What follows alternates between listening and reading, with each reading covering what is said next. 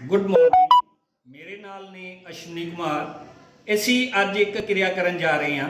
ਕਿਰਿਆ ਕੀ ਹੈ? Preparation of hydrogen gas and also with pop sound. ਹੁਣ ਇਸ ਹਾਈਡਰੋਜਨ ਗੈਸ ਨੂੰ ਤਿਆਰ ਕਰਨ ਵਾਸਤੇ ਸਮਾਨ ਕੀ ਚਾਹੀਦਾ ਹੈ? ਮੇਰੇ ਆਪ ਦੇਖ ਰਹੇ ਹੋ, ਇਹ ਮੇਰੇ ਕੋਲ ਨੇ ਜ਼ਿੰਕ ਪੀਸਿਸ। ਇੱਕ ਮੈਂ ਲਏ ਨੇ ਜ਼ਿੰਕ ਪੀਸਿਸ, ਦੂਸਰਾ ਮੈਂ ਜਿਹੜੇ ਨੇ ਲਿਆ ਡਿਲੂਟ ਸਲਫਿਊਰਿਕ ਐਸਿਡ।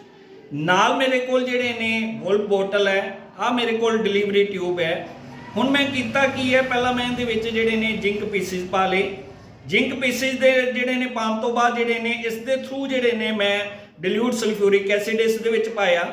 ਜਦੋਂ ਸਾਨੂੰ ਪਤਾ ਹੈ ਜ਼ਿੰਕ ਜਿਹੜੀ ਹੈ ਸਲਫਿਊਰਿਕ ਐਸਿਡ ਨਾਲ ਕਿਰਿਆ ਕਰਦੀ ਹੈ, ਇੱਕ ਸਾਡੇ ਕੋਲ ਬਣਦਾ ਹੈ ਜ਼ਿੰਕ ਸਲਫੇਟ, ਦੂਸਰੀ ਬਣਦੀ ਹੈ ਸਾਡੇ ਕੋਲ ਹਾਈਡਰੋਜਨ ਗੈਸ।